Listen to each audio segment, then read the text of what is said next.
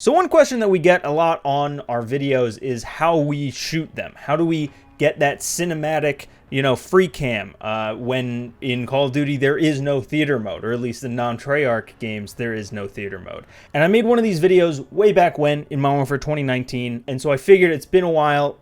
I'm just gonna use this video as kind of a tutorial, show you guys how exactly we shoot this stuff, in case anyone out there wants to shoot Machinima like we do, or even just, wants to grab some cool stills for thumbnails and things like that. So like I mentioned, there is no theater mode in Modern Warfare 2. So instead of shooting with the theater mode where we could kind of do all of our action and then capture it later, instead everything that we have to do, we shoot live. Which means that there is one console who is acting as the camera, and if there is, someone that has to be in the shot, you want Ghost in the shot doing some crazy thing, Ghost has to be another console. So that could be your friend who jumps in, or in some situations you could even load in the game with a bot. Or what I do is I have a PS4 that I plug in and use as my actor console, and save my PS5, which you're looking at right now, as the director console, or the camera. So now that that's out of the way, we're gonna go and load up a private match. It's a little bit different in Modern Warfare 2, so I'll kind of go step by step. When you click on it, you just want to create a private match. You can use this to join private matches through here.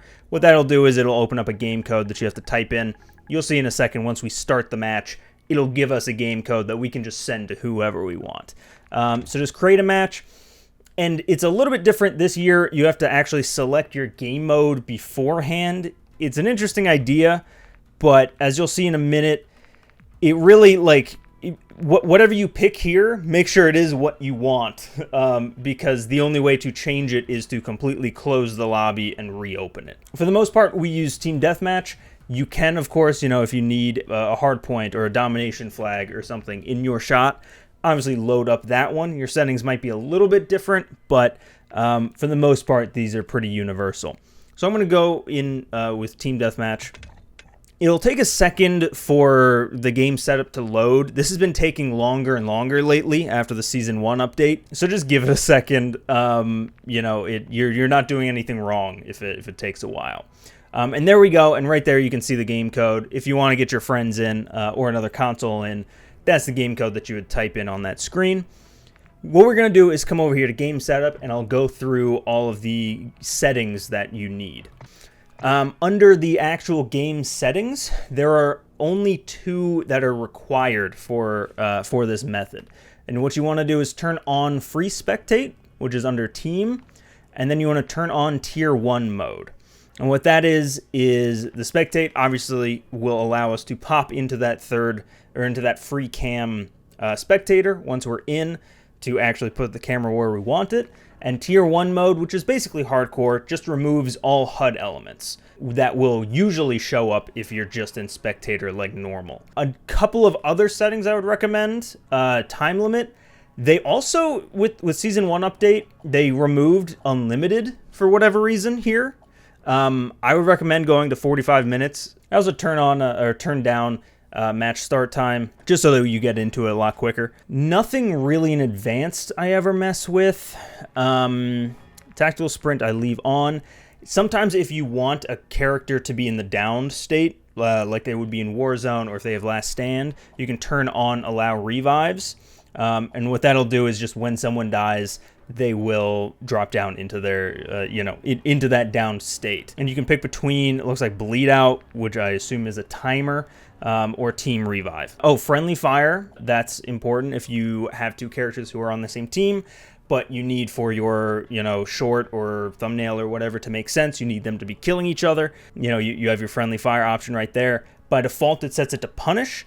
So just switch that over to on so that they can actually kill each other. Oh, I missed this back in the player, but under the player tab, you can come down here and you can, edit the amount of lives you have, as well as health. One thing that I'm not actually sure if it happens in this game or not, but in old Call of Duties, if you turn your max health way above 100, which is default, like up to 300, certain things like a throwing knife or a crossbow bolt won't actually kill that person anymore. So you can kind of have a crossbow bolt sticking out of someone's head, or or throwing knife or anything like that, which is sometimes useful. I would also turn field upgrade recharge rate up to max. I think it's 10. Yep. And what that'll do is your field upgrade will charge 10 times as fast. So for anything where you are, you need to boost to get certain kill streaks, you can put a tactical insertion on as your field upgrade, and it will just charge almost instantly. And then, of course, I would just peruse through the rest of these settings to see if anything on there strikes your fancy. There's really some cool stuff in here. I think you can turn like a cranked timer on if you wanted. You can turn kill streak lottery. There's a setting in here where just randomly the game will drop you care packages, which is kind of interesting. I would just take a look in, see if anything there is interesting to you. It is important to know, however, that whatever settings you do here, there is no way of saving this out as a game mode like you could in previous games. And on top of that, once you start the game, when it ends, it won't throw you back in the same lobby with the same settings. It will instead disband the lobby and send everyone back out to the main menu, which is kind of disappointing. But what I would recommend is just once you have your game set up, just go through the tabs, take pictures of each of these tabs so that you know what you've changed. Thankfully, this little green dot here kind of denotes what has changed, so you can quickly see it, and you can just know to quickly set it up. I will also say very quickly that the CODCaster is how we used to shoot these videos. Instead of using the spectator system that I'm about to go through, we used to be able to just use the CODCaster. But unfortunately on console, it just crashes the game every time that you try accessing it. I've heard that I think PC works pretty well, but unfortunately on consoles, it crashes the game. If at some point they fix that, which hopefully they do, I may update this video, but for now, this is the current way on console how to shoot Machinima. And it's not too much worse than CODCaster. I'll kind of go through the differences in a second once we're in. It's really just camera controls and stuff like that. So I'm going to go ahead and just get my other console in, start the match up, and I will see you on the other side. So once you're in the game, I like to spawn, initially. There is a way of just jumping into spectator off the bat, but for whatever reason, if you don't jump into an actual character, on the ground first, it will lock your field of view sometimes. So I like to just usually spawn in as an actual character, find a good spot on the map that I'm not going to be seeing, just go into a corner somewhere, go over, pause, change team, come over down here to spectate. It'll kill your character and spawn a spectate camera where really you're immediately able to just kind of float around. It's not like Modern Warfare 2019 where you had to enter like a character's head or anything, like spectate a character's head to clear any part of the HUD or anything. You just immediately have a clear HUD. And as you can see, there's no red name over the head. There's no kind of weirdness when the character dies, kind of like in Vanguard. Let me just see if I can kill my character real quick. It's all, there's no HUD elements on it at all. One nice thing about this game that wasn't in Modern Warfare 2019, at least on a console, is that you have full FOV support, which means that you can go super telephoto in and get a nice close-up shot. This is what I was talking about before, where if you don't spawn in at first, it'll sometimes lock your FOV. I like to kind of exist somewhere in this between 60, which is the minimum, and about 75 for actually shooting things. And the reason for that is when you get to extremely high FOVs, like something that I usually play on, I think about 110, you'll see things kind of start to look disorienting. If I'm getting a shot of this guy, you can see kind of his body is small and his gun is giant, and then you get him on this side, or rather, then you kind of get the gun center of frame, and now you can see he's kind of big and the gun is small. It kind of distorts things, it fisheyes it. So I would highly recommend keeping this thing pretty low. Like I said, in between that 60 and 75 range is about where I like to keep it. There is no camera control for like up or down. Like you can't hit bumpers or triggers or anything to go up and down. That's something that the CODCaster has. Unfortunately, we don't. So if you want to, if you end up down here and obviously you want a face shot, you have to physically look up push the camera in that direction and kind of finagle it that way. Which isn't too bad. It just means that you can't get shots that are, you know, pedestaling directly up or down or anything.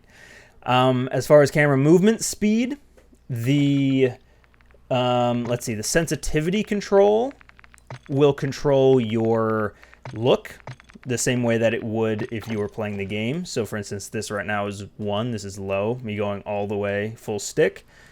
And now let me jack that thing way up. Oh boy, 16. This is gonna be nauseating. Yeah, now you can see how horrendous that is. But unfortunately, that's only the look speed. There is no actual setting to change your move speed. For that, you just kind of have to, if you have a controller, just hit the stick a little bit, you know, ramp up into it. That's another thing that CODCaster would have these control speeds generally. But unfortunately, we can't get into that. There is a lot to, like, actually shooting a character that I'm not necessarily going to get into here, and the reason is I already made that video back in 2019, and not a lot of things have really changed. So if you want to know, you know, how exactly we shoot some of, like, the, you know, the character dialogue and stuff like that, some tips and tricks for it, then go ahead and watch that video. I'll link it down below. There's really nothing new, except occasionally you'll get kind of a new idle animation that I'm kind of stalling here, waiting to see if it'll pop up. But you know, because I'm doing that, it's not going to pop up. But you'll see kind of the character kind of starts stretching sometimes, and that's a little ugly. But besides that one very minor change, it all kind of acts the same as it would in 2019. Most animations look very, very good. Reload, weapon inspect. For the most part, weapon inspect matches what is in first person, which is nice. A lot of these, yeah, they pull the magazine out. You can see there's some weirdness going on his left hand there when he goes to grab the thing. But most of it you can get around. You know, it's a video game. If there is any questions that you guys have, leave them down in the comments. Oh, there's the stretch animation. Yep, he's getting tired, I guess. Leave any questions down in the comments. I'll do my best to answer them. And like I said, if there's any updates to this, if CODCaster finally works on console, I will update the video as well. That's about all I got for you. There should be a new tour coming out hopefully this week. I'm recording this the day after Thanksgiving, so I hope everyone had a happy Thanksgiving out there, and I will see you guys in the next one.